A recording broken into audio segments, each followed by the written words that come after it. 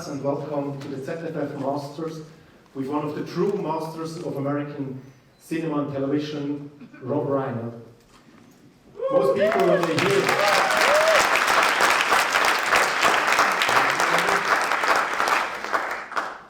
when they hear your name, they think of When Harry Met Sally. They do? They think of my mother.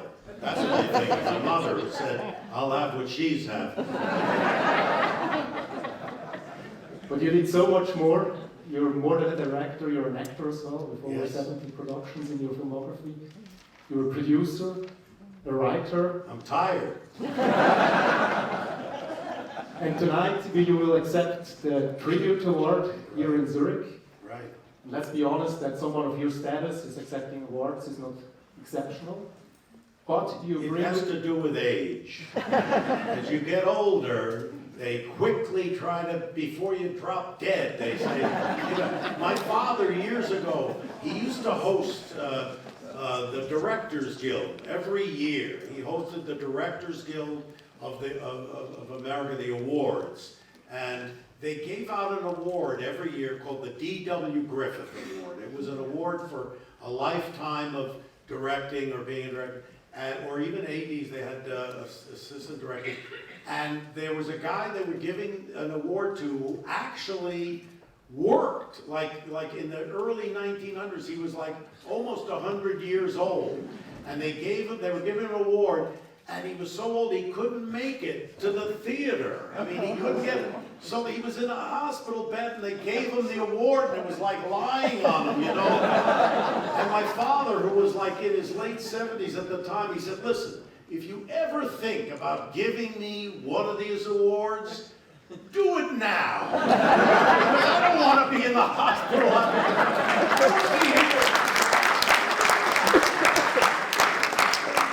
You're not only accepting that award tonight, but you brought with you your brand new film, Shock and Awe, Right. which has its world premiere here in Zurich. How come we have the honor to have the world premiere? Well, you know, this is a film that I have been trying to get made for a long, long time. It's the first film that I produced with my wife, Michelle, who is here. She's sitting in the first row.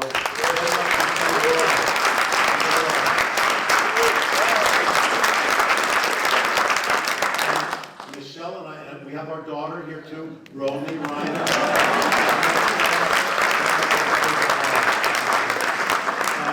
Michelle and I, we marched in an anti-war march prior to us invading Iraq. I mean, we were apoplectic about the idea that America was going to war based on what we believed then and now we know were false pretenses.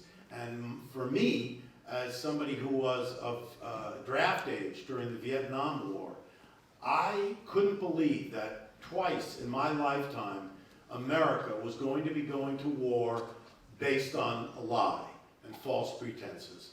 So for years, I wanted to make a movie about what happened.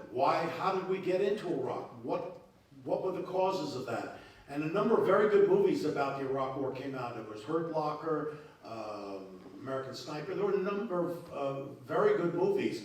But none of them took the political angle of how did this happen? How did we get there?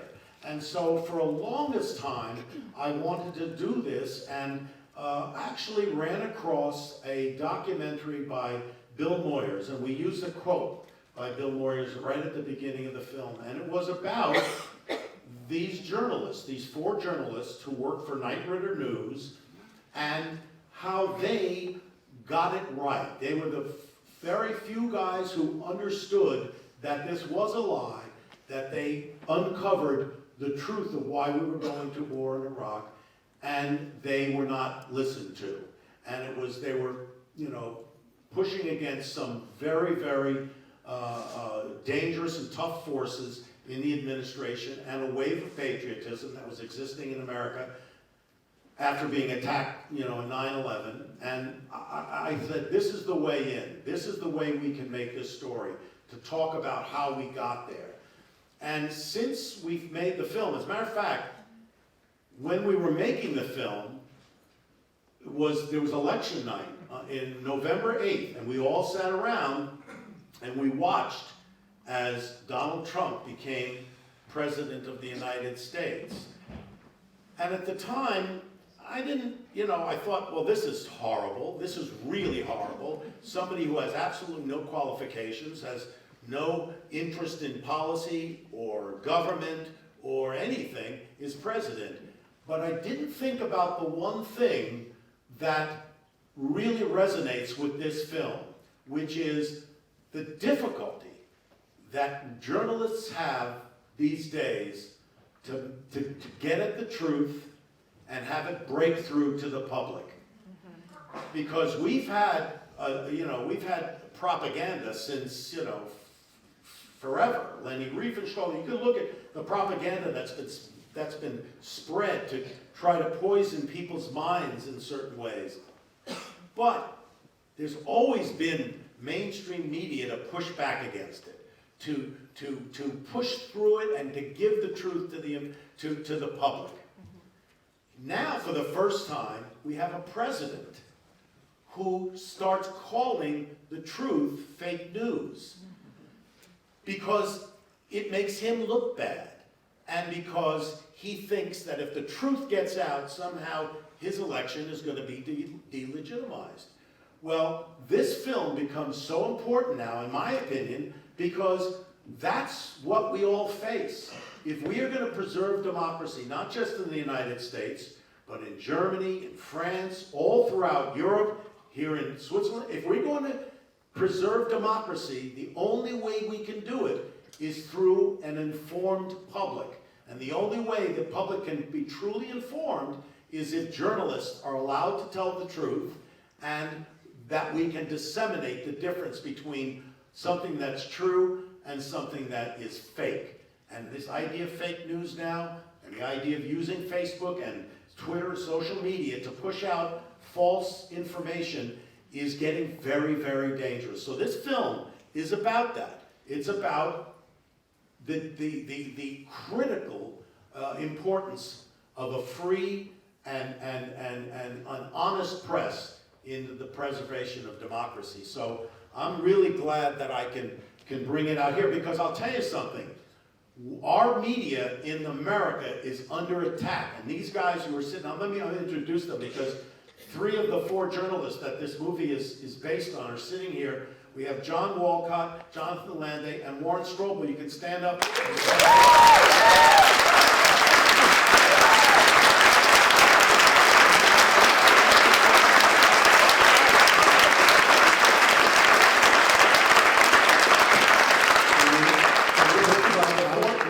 Is Joe Galloway, who can't be with us, but he is an incredible journalist who's played by Tommy Lee Jones in the movie, and you'll see. But they'll tell you how it was difficult then. I can guarantee you it's more difficult now, and why I'm so proud to premiere the film in Zurich, in Europe, where you still are hanging on to a free press, and you don't have your leaders.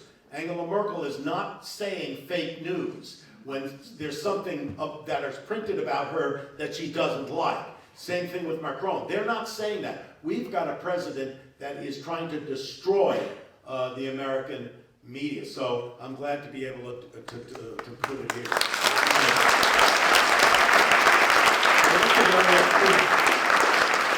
You're also very active on Twitter. I follow you, and you can on a daily basis see that you're not a huge fan of your president. Yes, I love him. I love him. What can a movie do that the press can't, or that you can't on social media? Well, here's what's interesting. Michelle and I have worked on a number of political ventures over the years, and recently we launched a website.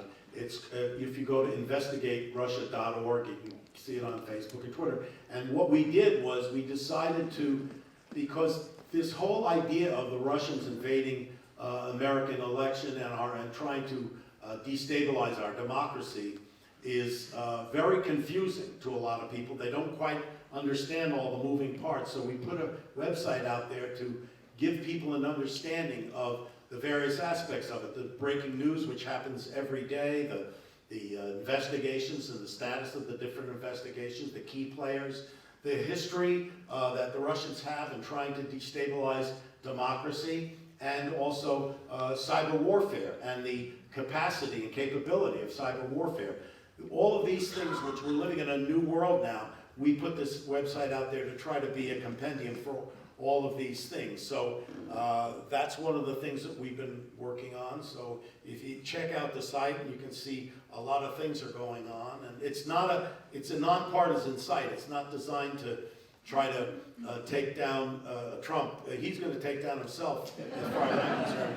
But we have some of the most important national security experts as part of our advisory board. James Clapper, who's a former director of national intelligence, former CIA heads, Michael Hayden and Leon Panetta and Michael Morrell, and a former FBI counterintelligence expert, Clint Watts. They're all on our advisory board, so I urge you to take a look at it. We're entering a new world, you know. This is a tough world we're in now, where information is spread in really dangerous ways, and the internet and cyber warfare it could be, I mean, because it can be weaponized, you know, beyond spreading,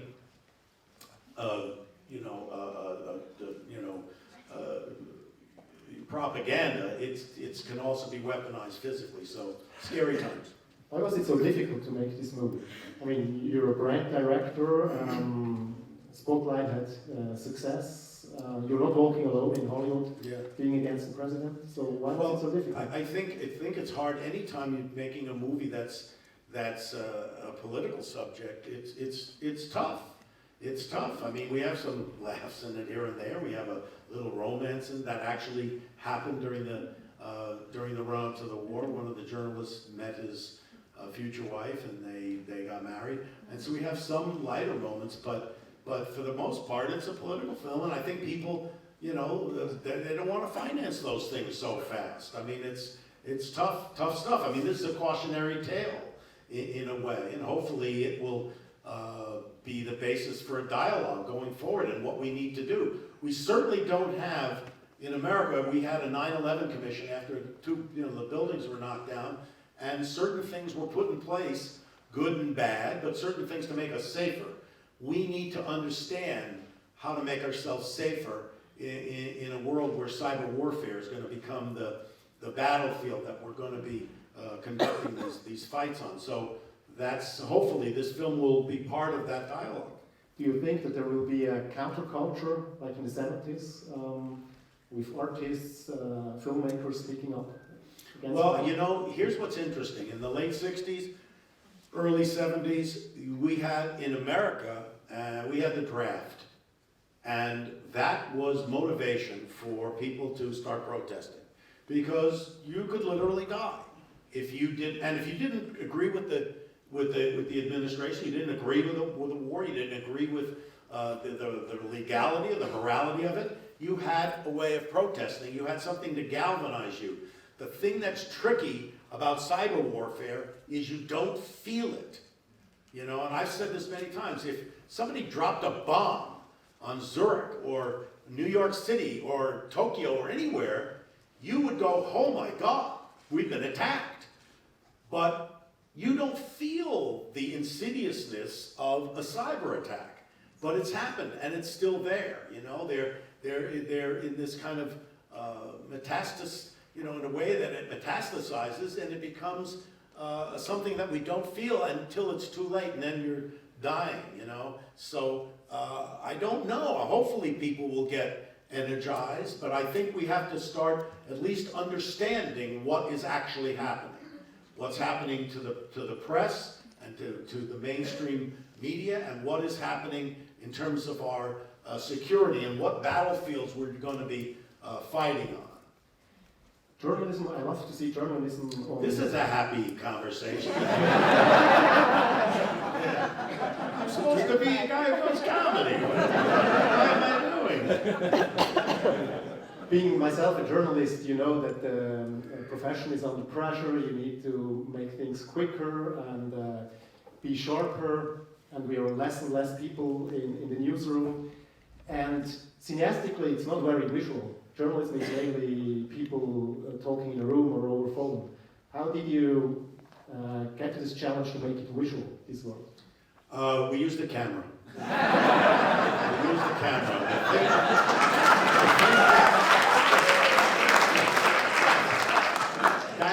That's a glib answer, but the truth is, they were up against a time clock, because there was an inexorable march towards war, and you had these guys, basically, working in obscurity, trying to break through. So there's a lot of conflict there. There's tension there in terms of, are they going to be able to get there before the finish line? Of course, we know they didn't, but it doesn't matter. As you watch the film, it's like I say, it's cautionary. You watch it and say, it's like watching your kid. I think I said it before. It's like watching your kid run into the street, and you see the bus is coming, and your kid's going to get. If you can't grab your kid out of the street, the bus is going to hit it, and you feel up, and you can't get there, and that's the frustrating feeling that hopefully, people will feel. I feel the energy. Everybody feels the energy you have and the passion about talking these topics. Now, we've said it, you were also the guy who used to make romantic comedies. Yeah. Could you make romantic comedies again, or do you think in these times cinema needs to enlighten the audience? You can always make, there's always room for every type of genre, and if they've done well, they're great.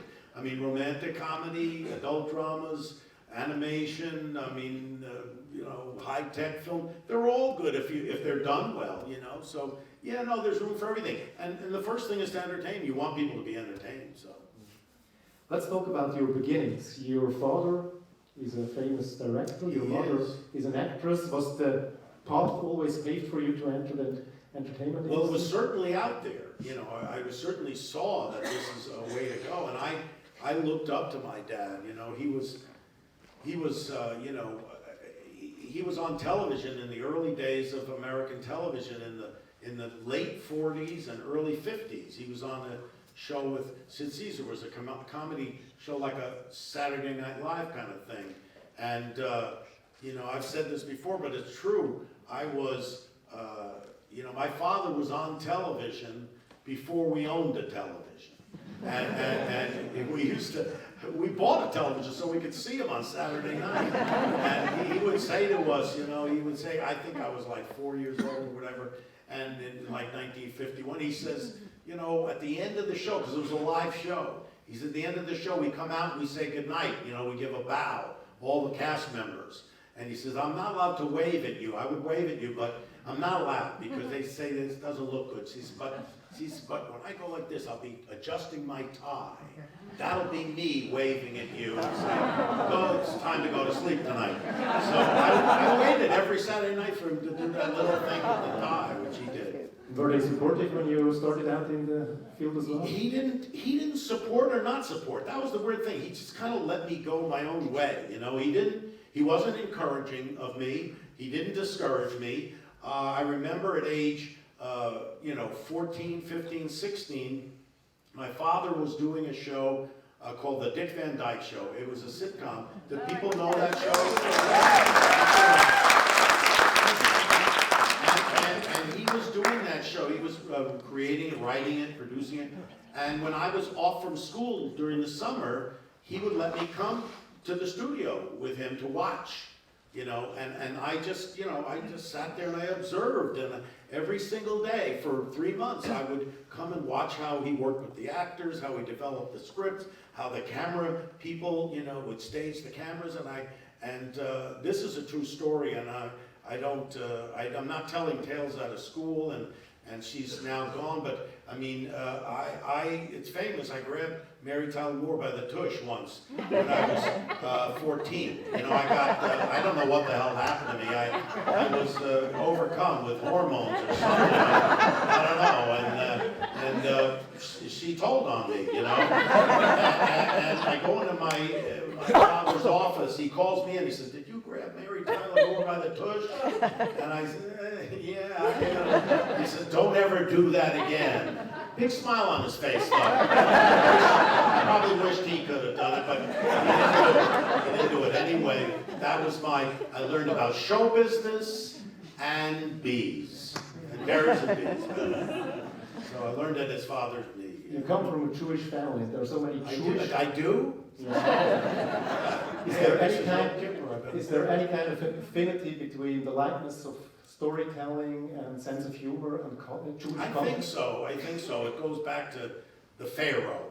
You know, the Pharaoh. We were the slaves. You know, and so either you get mad at the Pharaoh because he's making you build a pyramid, or you laugh. I mean, those are the two options you have. So you find a way to laugh. Your breakthrough production was Stand By Me, Yes. based on a novel by Stephen King. Stephen King, yeah. How did you came across that material? Well, I had done a couple of movies. I did This Is Spinal Tap, and then I did a small romantic comedy called The Sure Thing, and I was finished with that. And two of my friends had been developing.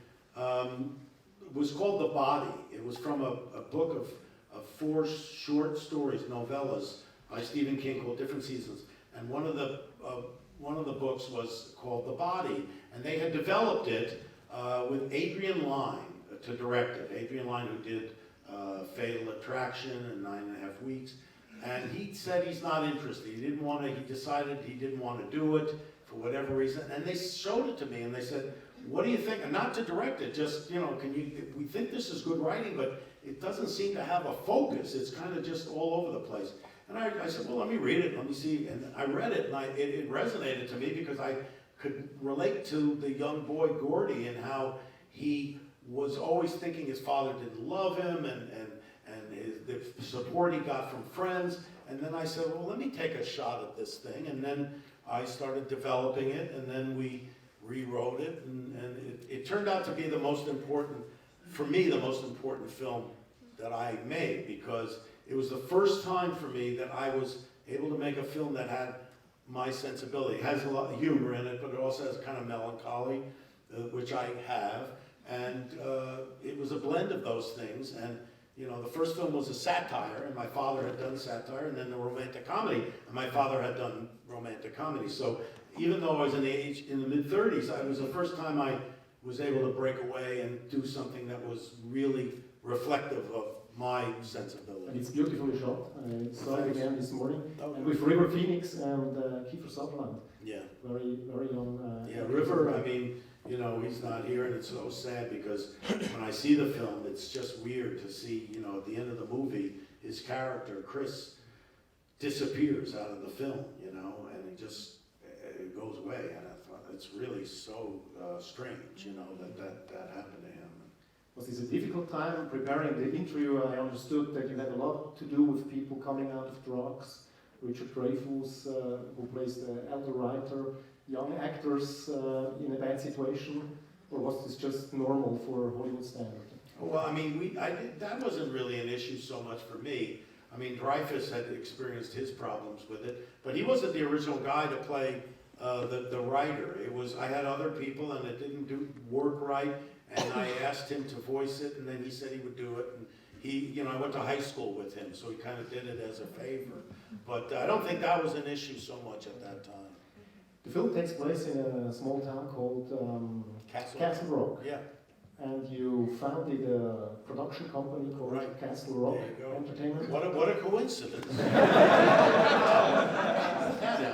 Why Well, no, that's a Stephen King. I mean, he uses that name, Castle Rock, as it's the base of setting for a lot of his stories. And I think there's a TV series now that's coming out called Castle Rock, and it's going to be looking at a lot of the Stephen King stories. But why did you to found an own company? Because you didn't succeed with the studios, or because you wanted to be in charge of your own thing? I started the company with 4 other guys because literally I wanted to give myself a way of making films that I felt I was supported. And I'll give you one little example. I had done Spinal Tap, which is like an independent film, got a couple of, $1 million to put that film together, and then I got to do this other film, The Sure Thing, and after a while, after Stand By Me, there was a woman who was running, she was running Paramount, I think, at the time, and she says to me, "What do you want to make? What film do you want to make?" And I said, "Well, I got a film, but I don't think you're going to want to make it. It's not what you want." And she says, no, I want to make what you want to make.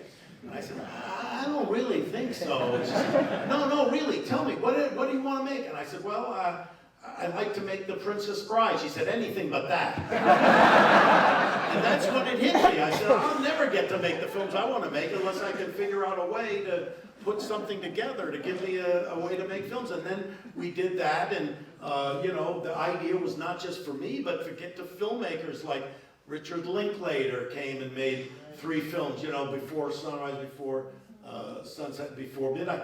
And then Chris Guest made his films there. And Frank Darabont came and made Shawshank and things. We were trying to give a safe haven, basically. That's why we had the Castle Rock, the lighthouse, because we wanted to be a beacon for safety. The ships can come in and you'll be safe. You won't crash into anything. And that was the idea behind Castle Rock, is to give people a chance to make the films they wanted to make. Why did you have so many troubles with studios? I mean, you shopped around projects in LA, nobody... Here's the thing. Studios, they only care about one thing, and that's making money. And that's fine, but if you're a filmmaker, you want to express yourself. So you don't care as much about the making of the money. You want to just express yourself. And so it becomes difficult. Think about, now Castle Rock has made, over the years, maybe about 125 films. And I've made maybe 20 of the bunch, personally. And I look at these posters, sitting around my office, and I look at them and I think, there's not one of these films that could ever get made in a studio now. Not one. And I'm talking about even really successful movies like A Few Good Men, which did an enormous amount of business. You could never get that movie made at a studio. Now, you could get it made, and then maybe a studio might release it after it's finished, but they'll never pay for the financing of it. To give you an example is, you look at a picture like Wolf of Wall Street. There's a picture that had Martin Scorsese directing and Leonardo DiCaprio as a star. You can't ask for better than that. It took them 6 years to find financing. Nobody would finance it. They finally got the financing independently, and then eventually Paramount released the picture. But that's a perfect example. You can't make The Wolf of Wall Street. You can't make most of the films that you see on the top 10 lists at the end of the year, or pictures that are nominated for Oscars. You don't see them, you don't see the studios making those pictures. But once you had success on Harry and Sally, A Few Good Men, you didn't get offers to, I don't know, direct a superhero movie as well? Well, then you do. As a matter of fact, when the Harry Potter series first started, I was approached to do the first Harry Potter. And I read the book, and I thought, this is a great book. This is a great book. But where do I fit in here? I mean, yes, you can make a great movie, and it'll be entertaining, and the kids are going to love it, and everybody's going to love it, and it's going to be a huge success, because we know it's going to, the books were everything. I said, but why am I doing this? Why wouldn't you could get anybody to do that, Or, it's like I say, you make it, now if you're in the studio, you have to just put the word man and a number, and that's the title.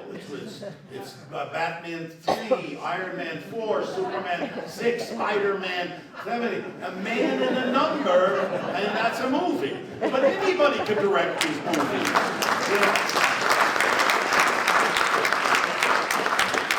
I guess we need to talk about men and women. Men and women, why? We have to? Okay. Yeah, I don't know anything you about it. You directed a film, I know. Harry Met Sally.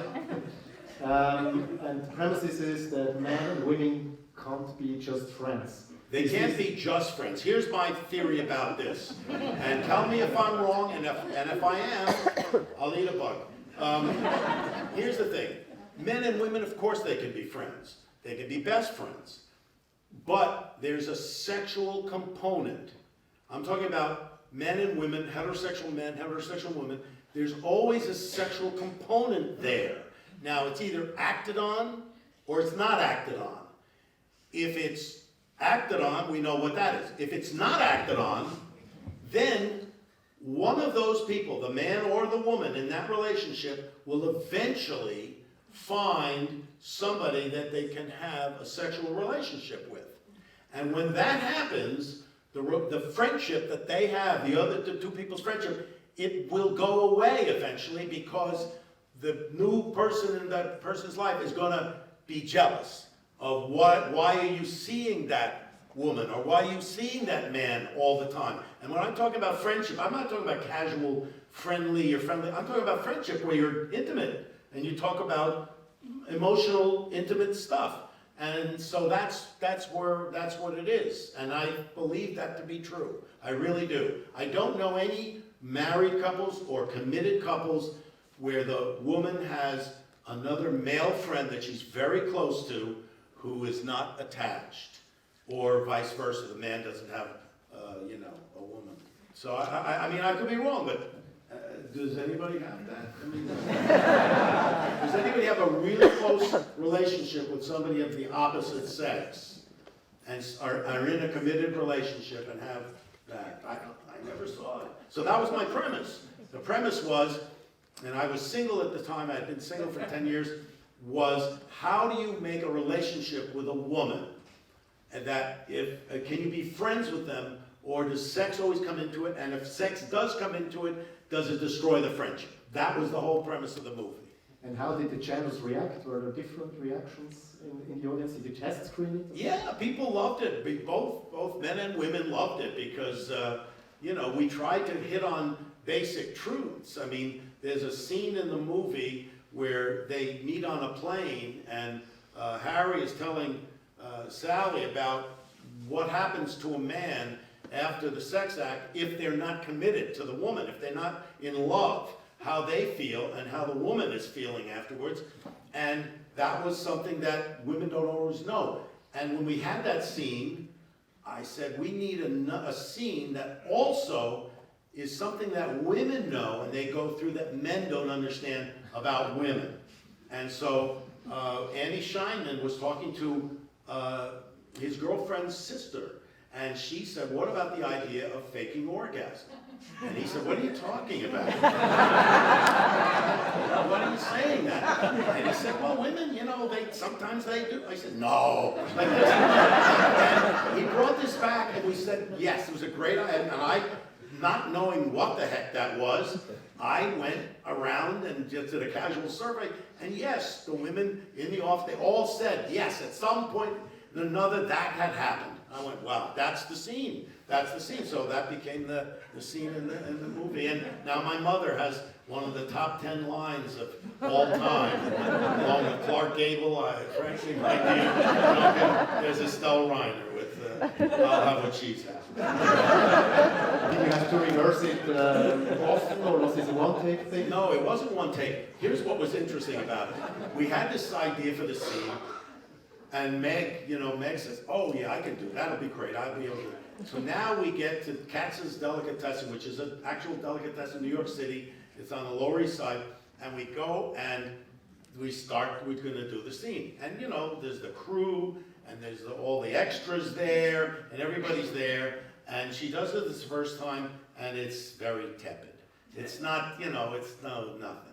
I said, Meg, in order for this to work, you really have to, go at it. So we did it again, kind of weak, And I said, look, let me show you what I mean. And I sat down opposite Billy, and I started, yes, and I'm pounding the table like this, and I realized I'm having an orgasm in front of my mother. But then she figured out how to do it. And Meg does it better than anything I could ever do. After When Harry Met Sally, you did Misery. Yes. And another film based on a novel by Stephen King. Right. And I understand it was a pretty personal book for him, so was it easy for you to get that on the screen? Well, it's interesting because The two most personal books for Stephen King, Stand By Me, The Body, was about a real experience that he had with his three buddies when they went to see a dead body. That really happened to him. And the other one, which he didn't want to option to anybody, was Misery, because it was an artistic challenge for him to write things other than horror or supernatural. I mean, if you're a Stephen King fan, you know he's written some books under the name of Richard Bachman, which was to try to get away from doing the genre type stuff that he's famous for. And he wrote this book, Misery, which is all about a guy, a writer, who becomes very successful doing a certain kind of book, the Misery Chastain books, and he wants to write something more personal. And he encounters this woman who's his #1 fan, who's crazy, and basically represents all of his fandom, who does not want him to kill Misery off and do that, and she, holds him hostage. And so Andy Scheinman, my producing partner, he had seen the book it was at the airport. It was in paperback. He was waiting for a plane, so he just picked up. He said, "I like it," and started reading it. And he figured it had to be an option because already in paperback. It turned out it hadn't been optioned. Stephen King would never option it to anybody because he didn't want to see it messed up. But when we said we were interested, he said, "I'll let you do it because I love Stand By Me, is my favorite thing that ever been done about his work." And he says, "If Rob will either direct it or produce it, I'll let you guys have it." And he optioned it to us for $1, and we made 7 Stephen King movies, always for $1. He gave us, every option was for $1. So I guess he liked what we did. The film is very effective, didn't lose anything over time, and in my opinion it stands and falls with Kathy Bates. Yes, and she won an Oscar for it, and it does. I mean, Kathy's performance really is the key to the film, and she's incredible. And was she first choice? Did you think about her? Well, you don't think about, I think about who's, it was actually Bill Goldman's idea to cast Kathy Bates. I mean, he said, "What about Kathy Bates?" And I had seen her on stage. I had seen her in a thing called Vanities, another play called Aunt Anne and Lemon, which was written by Vincini. He was written by Wally Shawn, Vincini, Princess Bride. Anyway, and he said, "What about her?" And I said, "Wow, she'd be great." But nobody ever heard of Kathy Bates. She hadn't been in films, and she'd been a stage actress. But I had seen her. I knew she was incredible. And she came in to audition, and she she had a scene to do. She read the first line, and I said, "That's enough. That's enough." And she thought, "Oh God." I said, "No, you're fine. You got the part." Because I knew she was good, and she said, "Really?" I said, yeah, you can do this. You can do this." And she said, "Can I call my mother?" I said, "Yeah, you can call your mother." Why was it so difficult to find the main protagonist? I think it was hard to find the Paul Sheldon character because it's not the flashy role.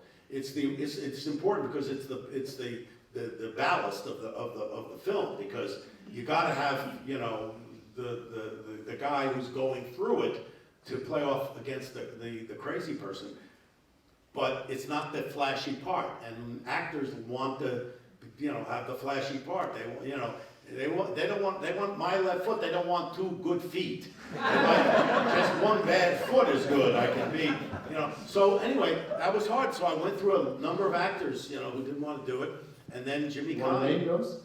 I can name them. Yeah. I mean, I spent a lot of time with Robert Redford on it.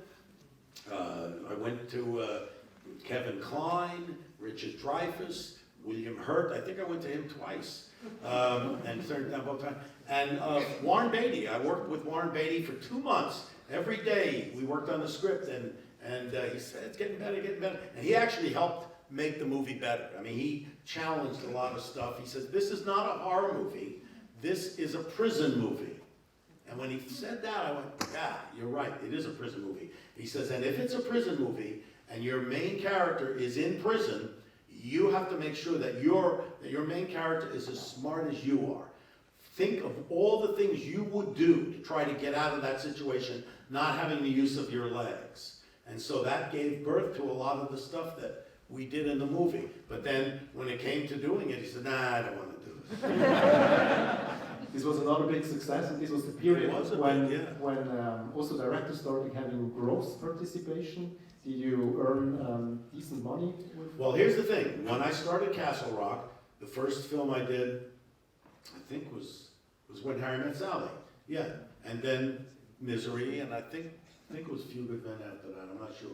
Anyway, but all the films I was making for Castle Rock, they were all in our life. I mean, I didn't make money off of them because I was building the company. I was helping build the company. I got a salary, a salary for my work as a director, but I didn't get gross points. It wasn't, and those were the biggest successes. After that, I didn't have some success, but I got to make more money because now my deal was better, So it all evens out, and if you want to do things, writing, directing, acting, you don't go in it for the money. I mean, it's a great line in Citizen Kane where Bernstein, played by, I'm trying to remember his name. Anyway, the Bernstein guy says, there's no trick to making a lot of money if all you want to do is make a lot of money. Because they talk about, Kane, he said, made a lot of money. He said, yeah, there's no trick to it unless you want to make a lot of money. So that to me is, if you want to make money and that's all you want to do, then there's other things you should be doing. But at least you could capitalize your name then. Rob Reiner used to be the brand director, and in the next film, A Few Good Men, Right. he basically had the biggest stars at the time, Right. Tom Cruise, Jack Nicholson, Yeah. Demi Moore, who used to belong to that 20 million club, who earned 20 millions per film. She did? Yeah, she was... We got her cheap.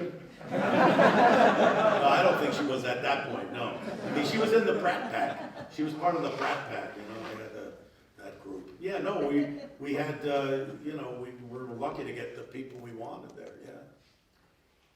Did you have to collaborate with the U.S. Army to shoot that? Well, here's what was interesting. We went to, because it takes place, some of it takes place on Guantanamo Bay, the Marine base there. And so we went to the Commandant of the Marine Corps, the DOD, at the Department of Defense. And I'm not making this up, this is so crazy. The day I go, because we're asking for the help, if they can help us with, the logistics of the film and all this stuff. And the key story of the film is about a colonel, Colonel Jessup, who does this horrendous thing. And now it's based on a true story. There's a guy named Sam Adams who actually did this. And we know it because Aaron Sorkin, who wrote the screenplay, who was based on his play, it's based on his sister who was in the JAG Corps. His sister was defending those guys who were accused of doing the Code Red, and they got the orders from Jessup. And so we knew it was true, this is a true story. So we go to the Commandant of the Marine Corps, we said, we need your help, and he says, there's no way somebody could rise to the rank of colonel that could do anything like this. Now, the day I was visiting him, on the cover of the Washington Post, front page, was a picture of Ollie North, who was one of the masterminds behind Iran-Contra. Way worse than what we were talking about. Nobody could ever rise to the rank. I thought that was really funny. But no, they didn't help us out. Aaron Sorkin is also here in Zurich. Will accept an award. Are you going to meet him? I don't know. When is he coming? Is he going to be here? Monday or Tuesday. We're leaving Monday, actually. Maybe we cross paths, but I'm dying to see his film. It's about a poker game that goes on in L.A. that Leonardo DiCaprio and Spider-Man is in it. Tobey Maguire and those people. Was there ever a moment in your career where you said, oh, I have seen it, I have enough, I quit? Every time I finish a film. That's it. I'm never working again. You feel it because you're either tired or you think nobody will ever hire me or I'll never find another project and all that. But I actually do really like doing it. And that's something you find as you get older, You realize it's all process, There's a great line in, there's a movie called The Best Man. And it's Gore Vidal wrote this play that they made a movie about, and it's about the nomination of a presidential candidate. And you've got Henry Fonda, who's like an Adlai Stevenson. He's very kind of a liberal intellectual. And then there's another guy played by Cliff Robertson, and he's a hard-charging, anti-communist, you know, muckraker kind of guy. And there's a scene where they're trying to get the endorsement of the past president of the United States, like a Harry Truman, kind of a, you know, wise guy of the party. And Harry Truman character goes to Cliff Robertson and he says, Joe, he says, do you feel that the ends justify the means? And Cliff Robertson says, yes, I do, sir. And he says, let me tell you something, Joe, there are no ends, only means. And when you get older, you find that to be true, that there are only means. And so you have to enjoy the process and doing it. And that's where you get your pleasure. So now I do want to do more, and I always look forward to doing more because I enjoy it. And you know, Bob Joyce is sitting here in the first row, and Bob Joyce is the editor on the last three films.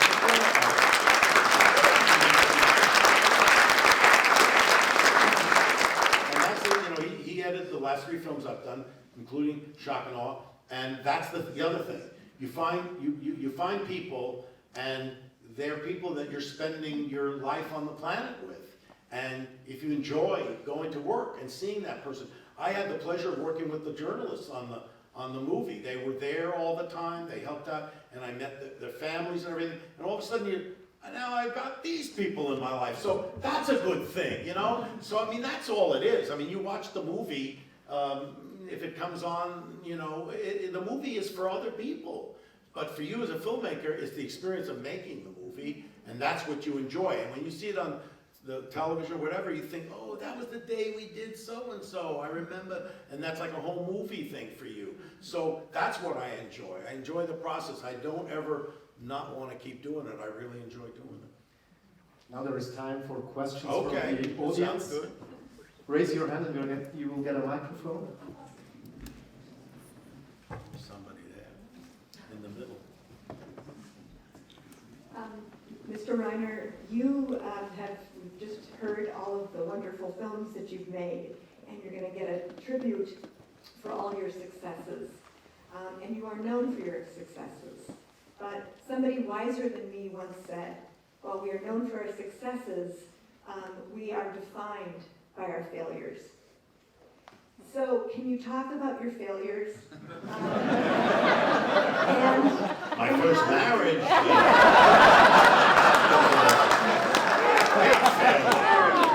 Big failure. And how you have been defined. And by the way, you learn from that. You do learn from that. That's a true thing. That's a true thing that you just said. Because, you know, all the cliches, they're all true. That's the reason they become cliches. What doesn't kill you makes you stronger. All of those things are true. So if you fail at something like that, a relationship, whatever, it does make you stronger and hopefully makes you wiser to be able to take that to the next, you know, whether it's a movie, a relationship. Yeah, professionally. Oh, professionally. Professionally too, I think that was, no, because she was in the bit. Is there a film you regret? No, none that I regret because, like you say, even failures and how we, you know, it's hard to determine what a failure is. I mean, you can say a failure is, you know, a picture that doesn't make money. And I've had pictures that didn't make money that are now seen as not such failures, like Spinal Tap or The Princess Bride. So, is that a failure? I don't know. I don't think it's a failure. Then there's movies that are considered failures that maybe the critics didn't like, you know, and they panned it, and they said, oh, I don't like it. Because I remember when I made this picture called North, Roger Ebert, this was his review. I'm not exaggerating. I hated this this movie. 7 hated it. And, you know, it reminded me of when I was interviewing the guys in Spinal Tap, and they had the album Shark Sandwich, and I said, the review says it's shit sandwich. It's a 2-word review. So, I mean, yeah, I mean, from Roger Ebert's standpoint, I was a failure. To me, it's not a failure because I looked at this, I wanted to make this film about what every little kid experiences at some point or another, at least through my eyes. I wonder if I had different parents. How would my life be different if I had different parents? You know, you go through a point where you hate your parents. You don't want to be around them. They're stupid. They're this, they're that. If I could just have different parents. And I thought that's an interesting idea. So I made this little fable about it. Didn't get good reviews, didn't make money, but I don't regret having made it because that's what I wanted to do at the time. So that wasn't a failure. Well, but I don't know what's a failure. See, I don't know what a failure is. Like I say, I can talk about the failure of a relationship. I can't talk about the failure of a movie because if it's what I set out to do, then to me, I don't know what the failure is, you know. It could be a failure in other people's eyes for sure. There's another question here. Making a movie is often a long, difficult process that can stretch on for years until the project gets off the ground, if at all. Do you have any projects that never quite make it off the ground, but that you would still love to realize? Yes, I had one project that I was never able to get off the ground. I had an idea to do an original, now, they just did it, they did La La Land was an original musical. And I had an idea to do an original musical. This was many, many, many years ago, and I worked with Stephen Sondheim on it, who's, you know, can't get any better, and William Goldman, who was a great screenwriter, and we worked and worked and worked. It was called Singing Out Loud, and we could never get it good. We never got it to where we liked it, so I never got that off the ground. And then there's a project I'm working on with Michelle now that I've been thinking about for, you know, over 50 years. And it's a television thing. It's a 12-part television thing, hopefully. I don't know if we'll get it done, but that's something I've always wanted to do.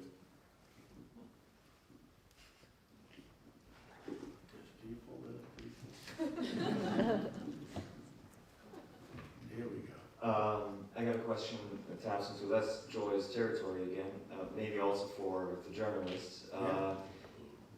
In a political climate, especially in the States, but also in Germany and in France, where it's so polarized, what do you think are the possibilities to reach that, let's call it base of Trumpism, that is going to demonize anything they deem to be elite, you know, or that's a great question. Or, yeah, that's a great question because, you know, we have been polarized for a long time, and it seems like right now we're even more polarized than ever before. It's, you know, it's one of the reasons I think that Vladimir Putin was so successful in sowing some doubt in our election because he was able to exploit the division that we have between the left and right, and it's never been more divided than before.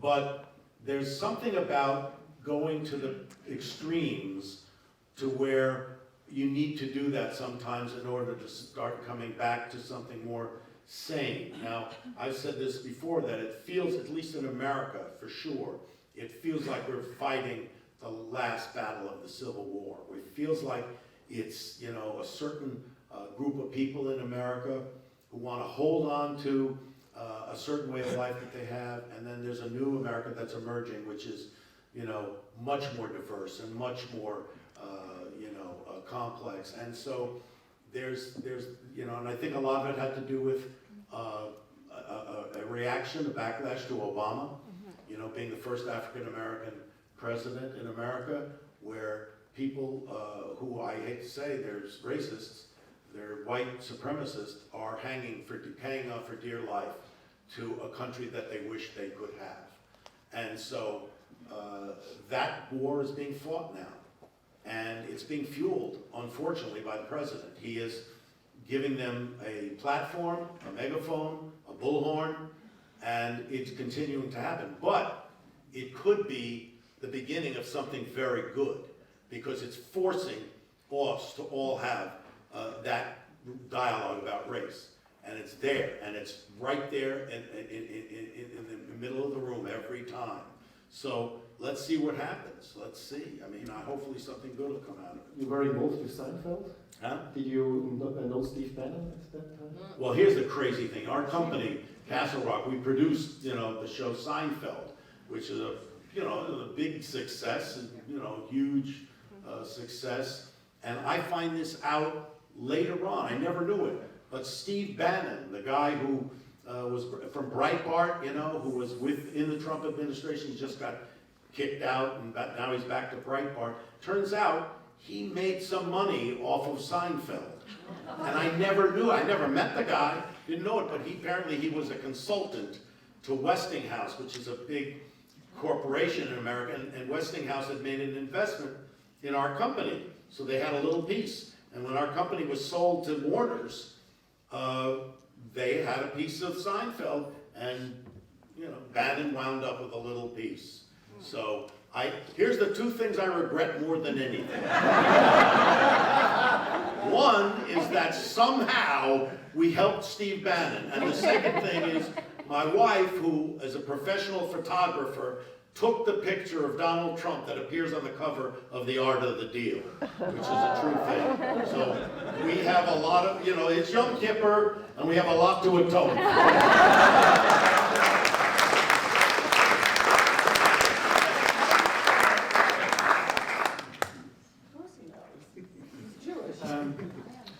You once shot a fictional movie about the American president. Would you be interested in shooting a movie about Donald Trump, and who could play him? It's interesting because I've been asked that question a lot, and if you went to a studio or anywhere and said, I've got an idea for a film, it's about a guy who hosts a reality show, who doesn't know anything about government or policy, has no interest in anything except himself, and he becomes the President of the United States. You say, that's ridiculous. That's a horrible idea. So I don't know. I mean, I think there'll be movies made, though. There are definitely going to be movies made about what has happened to America.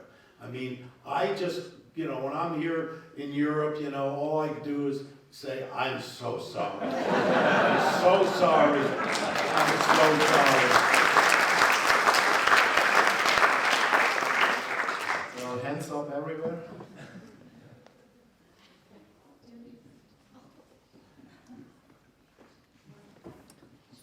Thank you for coming and being part of this interview. Is this mic on? Where are you? Right here. Okay, got it. I'm a teacher, and I'm wondering what part education played in making you the man you are today, either as a man and or a director. It's everything. I mean, Could you say more? it's funny because I only went 3 years to college, but because I already started working at my craft and doing what I do, but I studied theater there, at school, and I always thought because I like humanities, I love studying, classics, reading the books and all that. And I always thought if I had studied that, I might have stayed in college because I was more interested in that. And as I've gotten older, every single thing that I've read or experienced or learned, people say, what do you need math for, Well, it comes in. I mean, not that you're going to actually make the calculation, but it trains your mind to think a certain way. What do you need science for? What do you need, if you're going to be in the arts? All of those things help you. If you want to be a director, they all help because they all form different frames of reference that you can draw from when you're making your art. So it all helps. It all helps. I just have the microphone, and I was holding it here.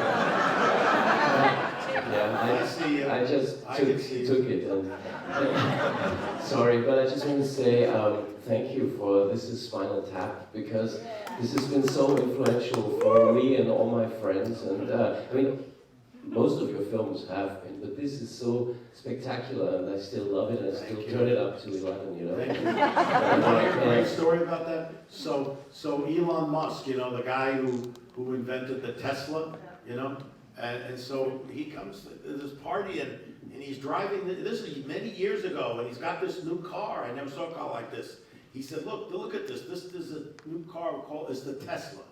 I said, well, yeah, it's really cool. He says, here, let me show you something.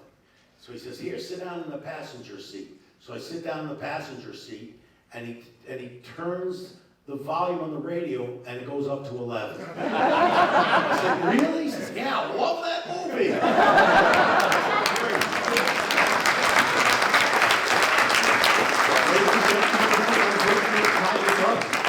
Thank you very much for